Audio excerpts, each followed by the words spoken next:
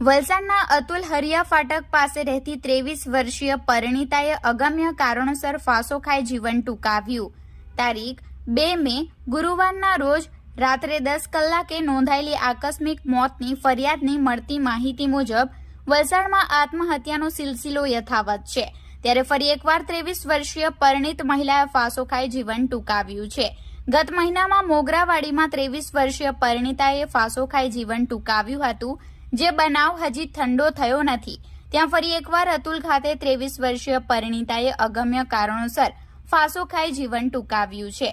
આકસ્મિક મોતની નોંધાયેલી ફરિયાદની મળતી માહિતી મુજબ વલસાડ ખાતે અતુલ હરિયા ફાટક ખાતે રહેતી 23 વર્ષીય પ્રીતિ ગણેશ યાદવ પોતાના ઘરે પંખા પર સાડીના છેડા વડે ગળે ફાંસો ખાઈ જીવન ટૂંકાવ્યું છે। આ ઘટનામાં મળતી વિગતો મુજબ વલસાડના અતુલ કંપની લિમિટેડમાં છેલ્લા 7 વર્ષથી સુપરવાઇઝર તરીકે નોકરી કરતા ગણેશ ઉમાશંકર યાદવ ઉંમર વર્ષ 25 પોતાની પત્ની પ્રીતિ સાથે સમાજના રીતિ રિવાજ મુજબ 18/1/2024ના રોજ લગ્ન કર્યા હતા અને તેઓ પોતાના પરિવાર સાથે અતુલ ખાતે માતા પિતા અને પત્ની સાથે રહેતા હતા।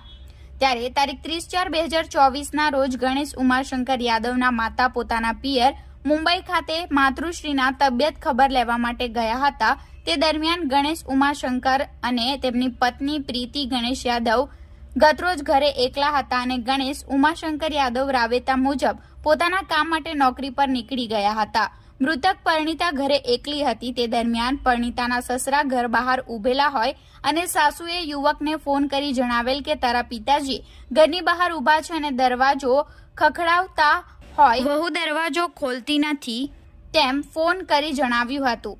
યુવકે તેની પત્નીને ફોન કરતા તેણે ફોન ઉપાડ્યા ન હતા અને યુવક સેકન્ડ શિફ્ટમાં ગયો હોય અને ટિફિન પણ લેવાનું હોય, જેથી યુવક પરત ઘરે આવતા યુવકના પિતાએ ઘરના પાછળના ભાગેથી બારીમાંથી ચેક કરતા પરિણીતાએ પોતાના રૂમમાં ગળે ફાંસો ખાધેલી હાલતમાં દેખાઈ આવતા યુવકના પિતાએ બૂમાબૂમ કરતા નજીકમાં રહેતા સંબંધીઓ દોડી આવ્યા હતા અને ઘરનો દરવાજો તોડી અંદર જઈ રૂમમાં પંખા સાથે સાડીના એક છેડો બાંધી બીજો છેડો પોતાના ગળામાં બાંધી ફાંસો ખાધેલી હાલતમાં પરિણીતાને ચપ્પુ વડે સાડીનો છેડો કાપી નીચે ઉતારી હતી અને ઘટનાની જાણ 108ની ટીમ તેમજ પોલીસને કરવામાં આવી હતી।